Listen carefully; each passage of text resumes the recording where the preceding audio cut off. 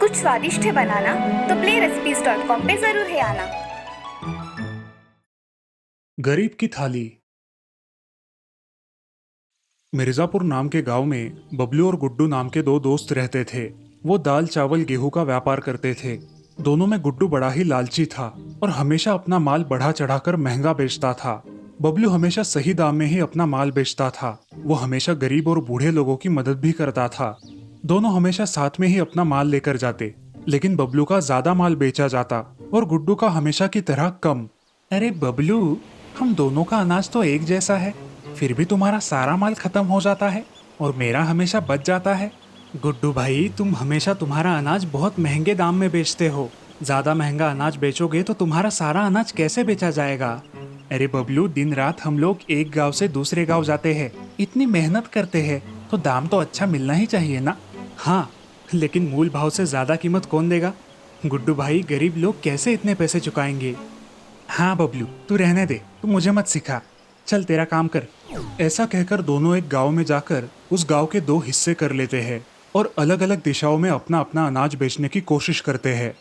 गेहूं और चावल, गेहूं और चावल, चलो चलो गांव वालों, जल्दी जल्दी से ले लो, खास आपके लिए। ऐसे आवाज लगाते हुए गुड्डू लोगों को अपना अनाज लेने के लिए आकर्षित करता है। तभी एक राहगीर गुड्डू से बोलता है, अरे भाई, जरा गेहूं का दाम बताओ तो मुझे। 4 सिक्कों का एक नाप मिलेगा जनाब। अरे भाई, बाकी जगह तो 3 सिक्कों में ही मिलता है, आप बहुत महंगा बेच रहे हो। जी, आपको नहीं लेना है तो मत लीजिए, कुछ वक्त के बाद तो आप मुफ्त में मांगने लगोगे। इतना सस्ता भला कौन बेचता है? जाइए यहाँ से, बिना मतलब का वक्त खराब कर दिया। गुड्डू फिर से अनाज की थैली अपने कंधों पर उठाकर आगे चल पड़ता है। गुड्डू की आवाज सुन दूर खड़ी एक गरीब बूढ़ी दादी माँ अपने घर के अंदर जाकर अपने पति से कहती है, अजी सुनते हो, बाहर गेहूं और चावल बेचने वाला आया है। अपने घर का सारा अनाज खत्म हो चुका है, थोड़ा अनाज तो ले लो, नहीं तो कल से हमारे घर में खाने के लिए कुछ नहीं बचेगा। अरे भाग्यवान, तुम बिल्कुल सही कह रही हो, लेकिन हमारे पास के सारे पैसे खत्म हो चुके हैं। वो हमें किस चीज के बदले अनाज देगा? मुझे तो कुछ समझ नहीं आ रहा, कल से अपना गुजारा कैसे होगा? जी, हमारे घर में आपके पिताजी की एक बहुत पुरानी थाली है, शायद ही उसके बदले हमें थोड़ा सा अनाज मिल जाए। तब तक हमारा बेटा भी शहर से लौट आएगा, उतने दिनों तक का गुजारा करने लायक ही सही कुछ अनाज हमें मिले तो भी बहुत है। ठीक है, चलो उससे बात करके देखते हैं। दादाजी घर के सामने से जा रहे गुड्डू को बुला लेते हैं और उससे कहते हैं, अरे बेटा, हमारे पास तुम्हें देने के लिए कुछ भी नहीं है सिवाय इस पुरानी थाली के। क्या तुम इस थाली के बदले में कुछ अनाज दोगे बेटा? बहुत मेहरबानी होगी।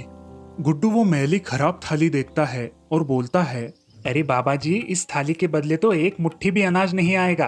कितनी मैली और पुरानी थाली है, ये मेरे किसी काम की नहीं, फिर भी एक बार देख लेता हूँ। गुड्डू उस थाली को पीछे से थोड़ा घिसकर देखता है, तब उसे पता चलता है कि वो तो सोने की थाली है। उसके मन में लालच आ जाता है। वो सोचता है कि इससे तो मैं बहुत अमीर हो जाऊंगा, और अगर ये थाली मुझे मुफ्त में मिल सकती है तो अपना अनाज जाया क्यों करूं? अरे नहीं नहीं, ये तो एकदम बेकार और जंग लगी हुई थाली है, इसके बदले में मैं तुम्हें कुछ नहीं दे सकता, ये मेरे किसी काम की नहीं। ऐसा बोलकर गुड्डू उस थाली को दादी के सामने फेंक देता है और वहां से चला जाता है। बेचारे दोनों बूढ़े दादा दादी घर के सामने ही निराश और मायूस होकर बैठ जाते हैं और भगवान को याद करते हैं कि अब उनका गुजारा कैसे होगा। थोड़ी देर बाद बबलू वहां से अनाज की बोरी कंधों पर लेकर पुकारता हुआ आता है। बबलू की नजर उदास और निराश बैठे दादा और दादी पर पड़ती है और बबलू उनके पास जाकर बोलता है, क्या हुआ दादी जी, आप ऐसे क्यों बैठी हो? कुछ समस्या है तो आप मुझे बता सकती हो, मैं जितना हो सके आपकी मदद कर दूंगा। बेटा, तुम एक भले आदमी लगते हो। हमारे घर का सारा अनाज खत्म हो चुका है और हमारे पास के सारे पैसे भी। अब जब तक हमारा बेटा शहर से नहीं लौट कर आता, हमारा गुजारा कैसे होगा? हम क्या खाएंगे? चिंता मत करो दादी जी, मैं आपको अनाज दे देता हूँ। बोलो कितना चाहिए आपको? नहीं बेटा, हमें मुफ्त में नहीं चाहिए। हमारे पास एक पुरानी थाली है, क्या तुम उसके बदले में हमें कुछ अनाज दे सकते हो? अच्छा ठीक है दादी जी, जैसा आप ठीक समझे, मैं खरीद लूंगा उस थाली को। दादी वो पुरानी थाली बबलू को देती है। वैसे बबलू को तो उनकी मदद करनी ही थी, फिर भी बबलू दादी की तसल्ली के लिए वो थाली लेता है और थोड़ी घिस कर देखता है। बबलू को पता लगता है कि ये तो सोने की थाली है। अरे दादी जी, ये तो सोने की थाली है, लेकिन इसे खरीदने के लिए मेरे पास उतने पैसे नहीं है। अरे बेटा, थोड़ी देर पहले एक आदमी तो इसे बेकार कहकर फेंक कर चला गया, और तुम तो हमें बिना थाली देके ही अनाज देने को तैयार हो गए थे। तुम भले आदमी हो बेटा, तुम्हें जो सही लगे वो हमें दे दो। दादी जी, ये सारा अनाज और मेरे पास जितने पैसे हैं वो सब आप रख लीजिए। मैं बस थोड़े से पैसे घर जाने के लिए रखता हूँ। बबलू अपने पास का सारा अनाज और पैसे उन दोनों को दे देता है और बस थोड़े से पैसे लेकर अपने घर की ओर निकल पड़ता है। दूसरी ओर गुड्डू अमीर बनने के सपने देखता हुआ फिर से वह दादी और दादा के पास आता है और उनसे बोलता है, दादी जी चलो, मैं कुछ अनाज तुम्हें दे देता हूँ उस थाली के बदले। लाओ, कहाँ है वो थाली? बेटा, जिस थाली को तुमने बेकार कहा था वो सोने की थाली थी। किसी ने वो हमें अच्छे दाम देकर खरीद ली। गुड्डू को अपने किए पर पछतावा होने लगा। उसने थोड़े से अनाज के लिए लालच में आकर किस्मत से हाथ में आई उस सोने की थाली को गवा दिया था। उधर बबलू वो थाली बेचकर उन पैसों से आराम की जिंदगी जीने लगा। दोस्तों, हमें हमेशा लालच से दूर रहना चाहिए और हर हालत में ईमानदारी से जीना चाहिए। हमारी सच्चाई और ईमानदारी ही हमारा हर वक्त साथ देती है। जमशेदपुर नाम के गांव में एक बूढ़ी औरत जानकी रहा करती थी। उसको 3 लड़कियां थी।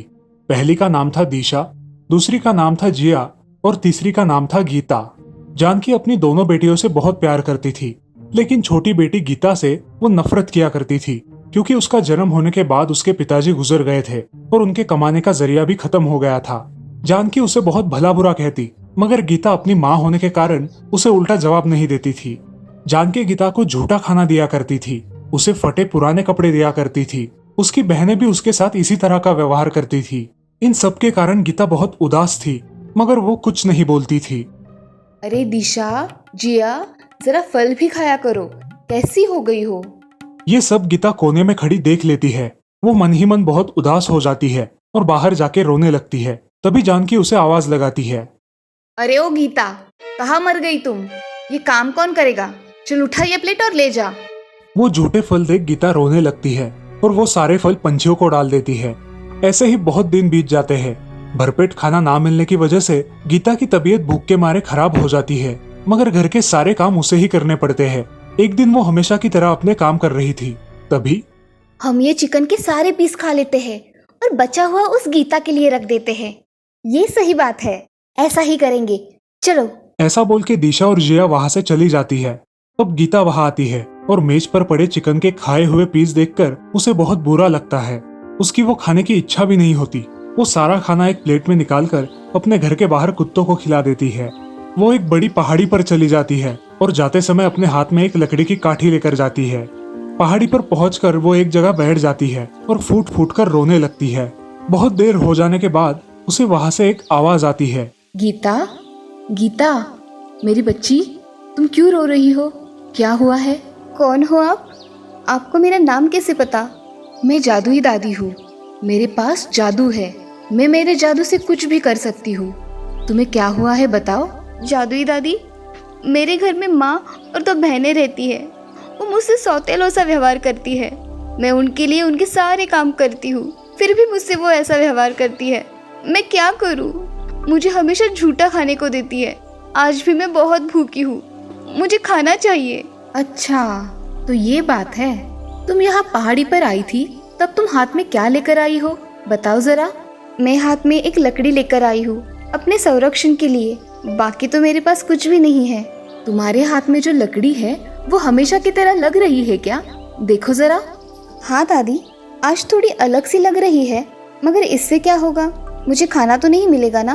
गीता, इस छड़ी से तुम बोलो, हे जादुई छड़ी, मुझे खाना दो। तब ये छड़ी एक मेज में परिवर्तित हो जाएगी और तुम जो खाना चाहती हो वो मंगवा सकती हो। सच में दादी ऐसा होगा? करके तो देखो। गीता अब उस छड़ी से कहती है, हे जादुई छड़ी, मुझे अभी के अभी चिकन बिरयानी और कुछ मीठे पकवान चाहिए। तभी वो छड़ी एक मेज में बदल जाती है और उसे जो चाहिए वो पकवान वहां आ जाते हैं। गीता उस खाने पर टूट पड़ती है और सारा खाना खा डालती है। खाना खाने के बाद वो बूढ़ी दादी को धन्यवाद देती है। धन्यवाद दादी, आपने मेरे लिए इतना कुछ किया। अब तुम कभी भी भूखी नहीं रहोगी और कुछ भी चाहिए तो इस छड़ी से मांग लेना, ठीक है? अब दादी गायब हो जाती है और गीता वो जादुई छड़ी लेकर घर आती है। अब गीता बहुत खुश रहने लगी और उसे खाना खाने की भी कोई चिंता नहीं थी। अब उसके बहनों के प्लेट का खाना वैसे ही रहने लगा। ये बात दिशा और जिया के नजर से छुप नहीं पाई। अरे दिशा, ये गीता खाना क्या खाती है? प्लेट में हम जो छोड़ देते हैं वो वैसे का वैसा ही रहता है। हाँ, अगर ये घर का खाना नहीं खाती तो खाती क्या है? चलो हम उसका पीछा करते हैं, हमें पता चल जाएगा कि ये कहाँ जाती है और क्या करती है। जिया और दिशा अगले दिन गीता का पीछा करती है। गीता छड़ी लेकर उस पहाड़ी पर जाती है। वो दोनों उसके पीछे पीछे चली जाती है। अरे जिया, ये गीता पहाड़ी पर क्यों जा रही है? क्या पता, देखते हैं, चलो। जिया और दिशा एक पेड़ के पीछे छुप जाती है और गीता को देखने लगती है। गीता अपने हाथ में वो छड़ी लेकर बोलती है, हे जादुई छड़ी, मुझे खाना दो, मेरे मनपसंद पकवान मुझे चाहिए। अब वहाँ एक मेज तैयार हो जाती है और मेज पर तरह तरह के पकवान आ जाते हैं। गीता उस मेज पर बैठकर खाना खाने लगती है।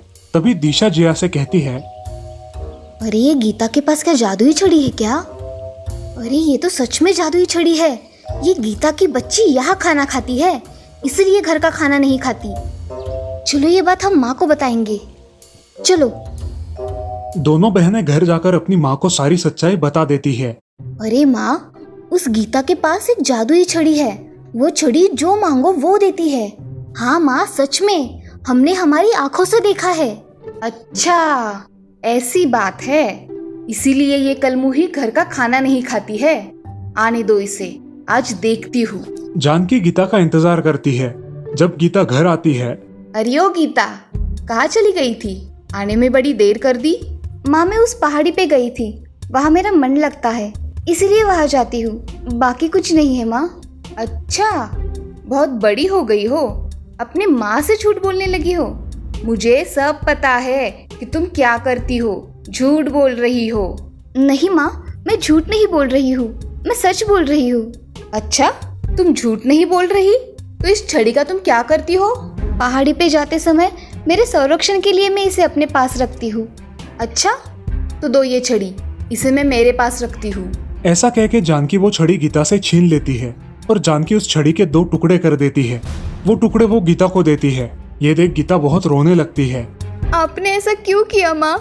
क्योंकि ये जादुई छड़ी है जो तुम्हें खाना देती है, इसीलिए मैंने इसे तोड़ा। अब गीता फूट फूट के रोने लगती है। वो टूटी छड़ी लेकर अपने कमरे में चली जाती है। उसके पुराने दिन वापस आ जाते हैं। उसे खाने के लाले पड़ते हैं।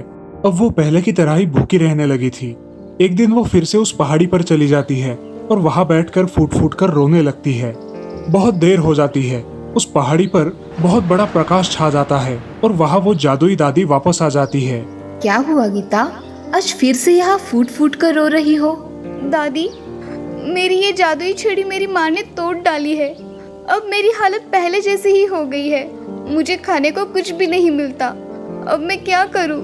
मेरी प्यारी गीता, तुम चिंता क्यों करती हो? ये अभी भी जादुई छड़ी ही है। तुम अब इस जादुई छड़ी के टुकड़ों को जहाँ तुम हमेशा जाती हो वहाँ जमीन में गाड़ दो, फिर देखो चमत्कार। अब तुम घर जाओ। जादुई दादी, ये सब मेरे साथ कब तक चलेगा? बेटी, मैंने जो कहा है वो करो, तुम्हारी सारी उलझनें सुलझ जाएगी। चलो, मैं चलती हूँ। दादी वहां से गायब हो जाती है और गीता वहां से चली जाती है। गीता अपने घर आकर अपने आंगन में चुपके से उस छड़ी के टुकड़े गाड़ देती है। अगले दिन वो बाग में जाकर देखती है तो उस छड़ी की जगह एक छोटा सा पौधा उगाता है। वो उस पौधे का अच्छी तरीके से ख्याल रखती है और कुछ ही दिनों में वो पौधा एक पेड़ में परिवर्तित हो जाता है। उसे देख गीता बहुत खुश हो जाती है। जानकी और उसकी 2 बेटियों की भी नजर उस पौधे पर पड़ती है और वो आश्चर्यचकित होती है। अरे दिशा, जिया, ये देखो, ये पेड़ चमत्कारी पेड़ है। इसके पत्ते चांदी के और फल सोने के हैं। जरा देखो तो। हाँ, सच में माँ, ये तो अद्भुत पेड़ है। चलो हम उसे वहाँ जाकर देखते हैं। जानकी, दिशा और जिया वहां चली जाती है और उस पेड़ के फल तोड़ने की कोशिश करती है। मगर वो जब भी उस पेड़ के पास चली जाती, उस पेड़ की टहनियां ऊपर हो जाती और उनके हाथ उस पेड़ का एक पत्ता भी नहीं आता था। अब वो तीनों माँ बेटी थक जाती है। तभी गीता वहां आती है। वो उस पेड़ के पास जाकर उसे प्रणाम करती है और उसके फल तोड़ने लगती है। तभी पेड़ की शाखाएं और भी नीचे आती है और गीता उसके कुछ सोने के फल तोड़ लेती है। वो अपनी माँ को देती है, फिर भी उसकी माँ खुश नहीं होती। तभी उन्हें दूर से घोड़ों की आवाज सुनाई देती है। माँ अपनी बेटियों से कहती है, दिशा और जिया, इस रास्ते से राजकुमार आ रहे हैं। तुम अच्छी तरह से तैयार हो जाओ। और गीता, तुम उस झाड़ियों में छुप जाओ। जल्दी करो। क्यों माँ? ज़्यादा बातें मत करो, जितना कहा है उतना ही करो। जाओ, जल्दी उस झाड़ियों में जाके छुप जाओ। गीता झाड़ियों के पीछे छुप जाती है और दिशा और जिया तैयार होकर वहां खड़ी रहती है। वहां वो नौजवान राजकुमार आता है और उस पेड़ को देखकर रुक जाता है। ये सुनहरे फल लगा हुआ पेड़ और चांदी के पत्तों वाला पेड़ तो मैंने पहली बार देखा है। जी राजकुमार, ये पेड़ हमारा है। आपका यहाँ कैसे आना हुआ? मैं मेरी राजकुमारी की तलाश में हर प्रदेश ढूंढ रहा हूँ, मगर मुझे अब तक वो मिली नहीं। राजकुमार, आपको मेरी लड़कियाँ नहीं पसंद आई क्या? ये लड़कियाँ और मेरे लायक? मुझे तो खूबसूरत लड़की से शादी करनी है। वैसे आप मुझे इस पेड़ की एक टहनी तोड़कर देंगी क्या? जी नहीं राजकुमार, हम इस पेड़ को हाथ भी नहीं लगा सकते। ठीक है। ऐसा कहकर राजकुमार वहां से चला जाता है और जानकी अपनी बेटियों को भला बुरा कहने लगती है। तभी गीता वहां आती है और अपनी माँ से कहती है, माँ, वो कौन थे? तू तो चुप ही कर, मनहूस कहीं की। तुम्हारा मुंह देखा ना, इसीलिए ऐसा हुआ है। गीता की आंखों से आंसू बाहर निकल आते हैं। वो पेड़ के नीचे बैठकर रोने लगती है। सब लोग वहां से जाने के बाद उस पेड़ से आवाज आती है, मेरी प्यारी बच्ची, रो मत। चलो आंसू पोंछो। कौन है? मैं, तुम्हारी जादुई दादी। मैं इस पेड़ में हूँ। अरे बेटी, ऐसे निराश नहीं होते। बताओ, तुम्हें क्या चाहिए? गीता अब सारी घटना विस्तार से बताती है और कहती है, दादी, ये सब मेरे साथ ही क्यों होता है?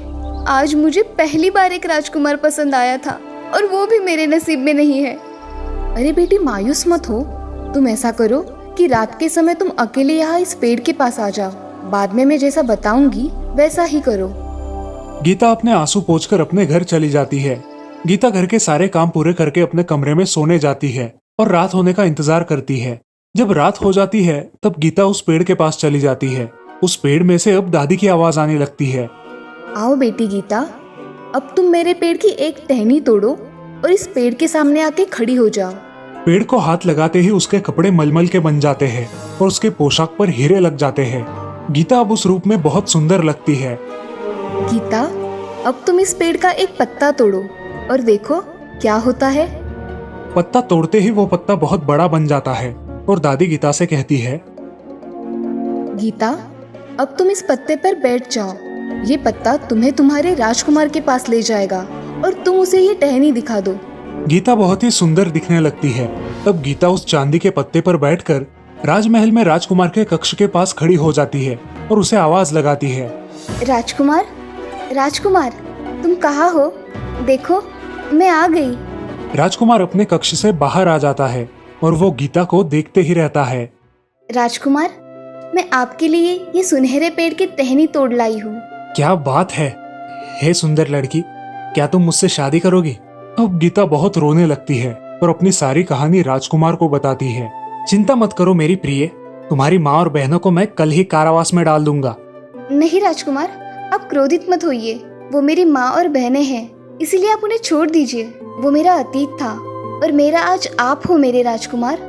दोनों शादी कर लेते हैं और गीता राज्य की महारानी बन जाती है। गीता अपने राजकुमार के साथ खुशी खुशी रहने लगती है। एक श्रीरामपुर नाम के गांव में धोंडीबा नाम का किसान रहता था। वो अपनी धरती की खूब सेवा करता था। वो और उसकी पत्नी खेतों में बहुत मेहनत किया करते थे। पूरे गांव में वो बापू नाम से जाना जाता था।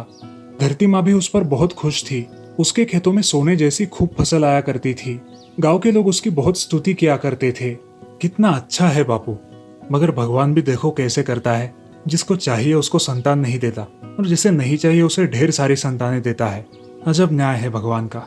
हमें कोई संतान नहीं है, इसलिए आप दुखी रहते हो ना? मैं क्या सोचती हूँ पता है? क्या सोचती हो? अजी, धरती माँ ने उसकी सेवा के लिए हमें चुना होगा। क्योंकि अगर हमें बच्चे हो गए तो उसकी तरफ हम कम ध्यान देंगे। इसीलिए हमें बच्चे नहीं है। हम हमारे खेतों का पालन पोषण अपनी बच्चों की तरह ही करेंगे। पार्वती और बापू खाना खाकर सो जाते हैं और अगले दिन खेतों में जाकर अपनी जमीन अच्छी तरह से जोतते हैं। ऐसे ही बहुत दिन बीत जाते हैं। उन दोनों पति पत्नियों को कोई संतान नहीं थी। ऐसे ही एक दिन पार्वती को पता चलता है कि वो पेट से है। उसकी तबीयत दिन ब दिन बहुत अच्छी हो रही थी, लेकिन ये बात उसने अपने पति को नहीं बताई थी। वो अब दिन भर खुश रहा करती थी और इसी वजह से उसके पति को अच्छी लगने लगी थी। ऐसे ही एक दिन, क्या हुआ पार्वती, दिन ब दिन बहुत मोटी हो रही हो, क्या बात है? अजी कुछ नहीं, वो अरे बोलो भी। आप पिताजी बनने वाले हो, इसीलिए मेरा रंग निखरा हुआ है और मेरी तबीयत भी अच्छी हो गई है। क्या तुम सच कह रही हो? हाँ सच। अजी मुझे हदगिया की फूलों की सब्जी खानी है, आप वो फूल लेकर आओगे? अरे क्यों नहीं, कल ही खेतों से लौटते समय हदगिया के फूल लेकर आऊंगा, ठीक है? हाँ चलेगा।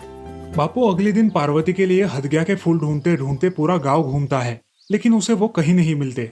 अब वो वन में जाने के बारे में सोचता है और वन में चला जाता है, लेकिन वहां भी उसे वो फूल नहीं मिलते। ऐसे ही वन में वो चल रहा था, तभी उसके आंखों के सामने उसे एक अजीब ही दृश्य दिखाई दिया। उसने देखा कि एक हिरन के साथ एक मुर्गा चल रहा है और साथ ही में एक चिड़िया भी। ये कैसे हो सकता है, हिरन के साथ मुर्गा और चिड़िया? बापू ये सारा दृश्य देखते ही रह गया। तभी वो हिरन उसके सामने आया और उससे बातें करने लगा। अरे क्या देख रहे हो, क्या हुआ है तुम्हें? कुछ नहीं, आपके साथ अलग अलग प्राणी देख के मैं हैरान हूँ। किसान दोस्त, यहाँ कैसे आना हुआ? हदगिया का पेट ढूंढ रहा हूँ, खेतों में नहीं मिला तो सोचा इस जंगल में आके मिल जाएगा हिरन काका। आप मुझे काका मत बुलाइए, मैं आपके दामाद जैसा हूँ। अच्छा ठीक है, मगर मुझे लड़की ही नहीं है, तो तुम दामाद कैसे हुए? अरे बापू अब नहीं, मगर 4-5 महीनों में तुम बाप बनने वाले हो। हाँ, मगर तुम्हें कैसे पता? मुझे सब पता है। जब बेटी होगी तो आप मुझे दोगे और बेटा हुआ तो आप रख लेना। अगर ये शर्त मंजूर है तो बताओ, मैं फूल लाकर देता हूँ। चलेगा, अब लाके दे दो। अब बापू के पास दूसरा कोई पर्याय नहीं था, उसने हाँ कर दी। अब वो हिरन उसे जंगल में बहुत दूर तक ले जाता है और उसके हाथ की बड़ी सी बैग में हदगिया के फूल भर के देता है।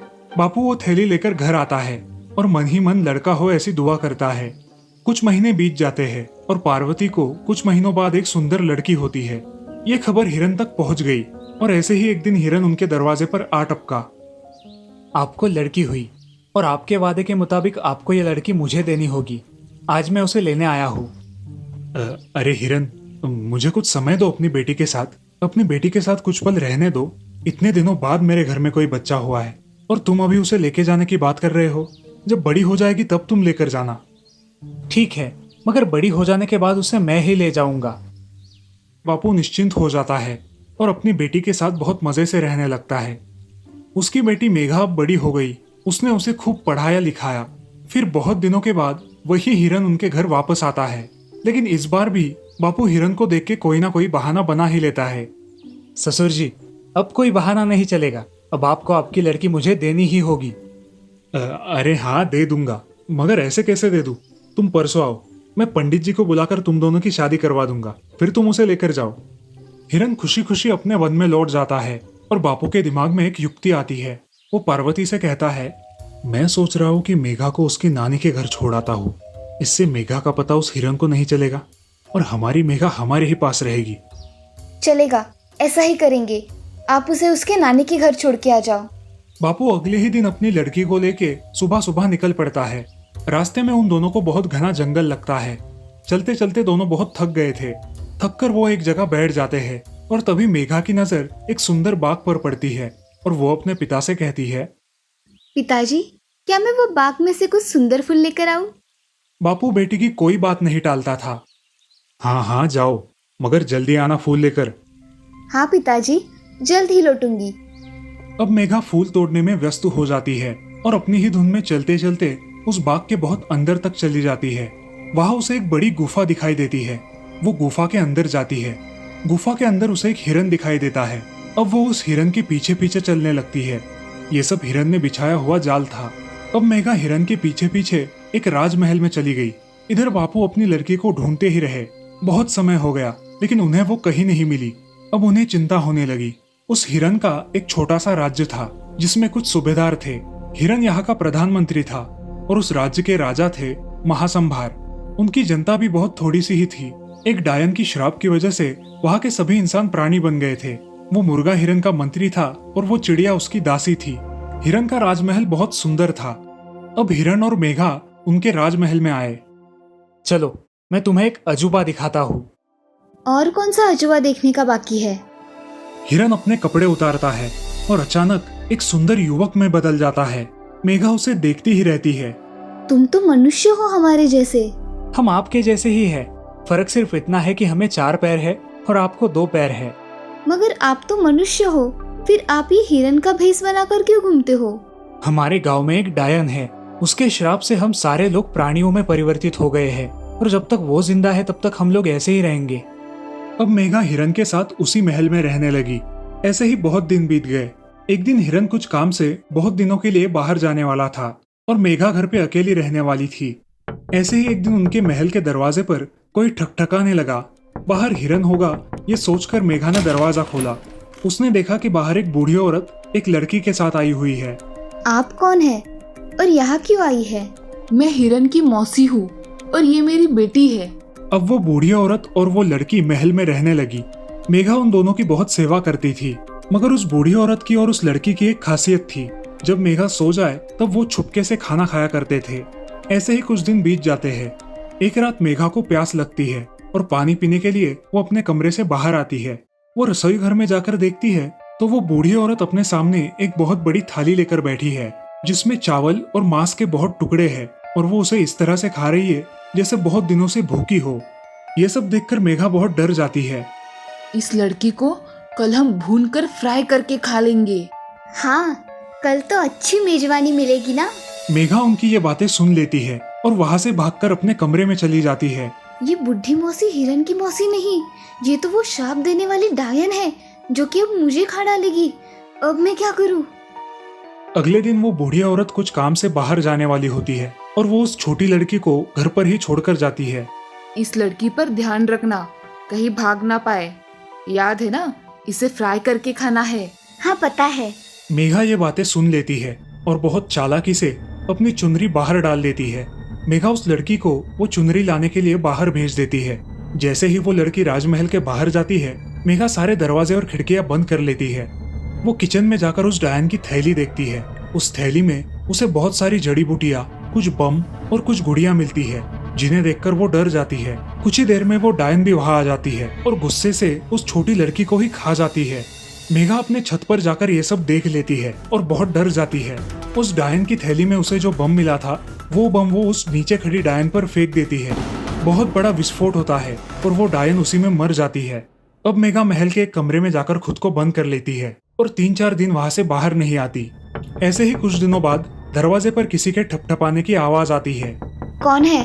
अरे मैं हूँ बेटा, तुम्हारा पिता। तुम कोई भी हो, मुझे अब फंसा नहीं सकते। अरे बेटा मैं हूँ, तुम बाग में खो गई थी ना, मैं तुम्हें ढूंढते ढूंढते यहाँ आया हूँ। मेघा घबराते हुए दरवाजा खोलती है और अपने पिता को सामने खड़ा देख उनके गले में पड़ के रोने लगती है। उसके पिता उसे घर लेकर जाते हैं। उस डायन के मरने के बाद वो सारा राज्य मुक्त हो जाता है और सभी प्राणी पूर्ववत मानव के रूप में आ जाते हैं।